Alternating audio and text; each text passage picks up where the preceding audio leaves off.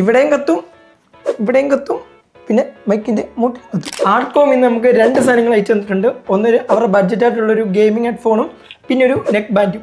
അപ്പം ഇതിൻ്റെ കാര്യം ഞാൻ പറഞ്ഞുതരാം. First unboxing. ഒന്നുമില്ല, ഇതിനകത്ത് സാധനം മാത്രമേ ഉള്ളൂ. ചാർജിങ് കേബിള്, കുറച്ച് പേപ്പർ വർക്ക്, പിന്നെ നമുക്ക് കുറച്ച് സ്റ്റിക്കർ വർക്കും കിട്ടുന്നുണ്ട് കേട്ടോ. ഇതാണ് നമ്മുടെ സാധനം വരുന്നത്. ഇവിടെ കിടന്നോട്ട് ഇത് ബ്രൈഡഡ് കേബിളാണ് കേട്ടോ ഈ സാധനം വരുന്നത്. എടുത്ത് പറയാനത്ര വലിയ സംഭവമൊന്നുമല്ല, എന്നാലും 500 കിട്ടാമെന്ന് വെച്ച് സാധനം കൊള്ളാം. പിന്നെ ആകെയുള്ളൊരു പ്രശ്നം ഇതിനകത്ത് മറ്റേ മൈക്രോ USB വരുന്നത്. പിന്നെ 500 അതൊക്കെ കിട്ടത്തുള്ളൂ. പൊട്ടിയൊക്കെ ഇരിക്കും. പിന്നെന്താ 10 മണിക്കൂർ ചാർജ് നിൽക്കും. Okay, gaming headphone. ഇതിനകത്ത് ഈ പറഞ്ഞ പോലെ പേപ്പർ വർക്കും സ്റ്റിക്കറും കിട്ടുന്നുണ്ട് കേട്ടോ. വലിയൊരു വയർ കിട്ടുന്നുണ്ട് കേട്ടോ. ഏകദേശം 2 മീറ്ററോളം വലിപ്പം വരുന്നുണ്ട്. പിന്നെ ഇതിനകത്ത് ലൈറ്റ് കത്തും. നമുക്കിതൊന്നും ആവശ്യമില്ല. നമുക്കിതെല്ലാം ഇളകി കളയാനുള്ള സാധനങ്ങളാണ്. മണ്ടേ കൂടെ ഒരു കമ്പി പോയിട്ടുണ്ട്. ഇത് വെച്ച് കഴിഞ്ഞാൽ ഏകദേശം ഈ ഒരു ലുക്ക് കിട്ടും. മൈക്ക് അഡ്ജസ്റ്റബിൾ കേട്ടോ. എന്ത് ചെയ്യാം, കംഫർട്ട് അത്യാവശ്യം കിട്ടുന്നുണ്ട്. ചെവിയൊക്കെ അകത്ത് കയറിയിരിക്കുന്നുണ്ട്.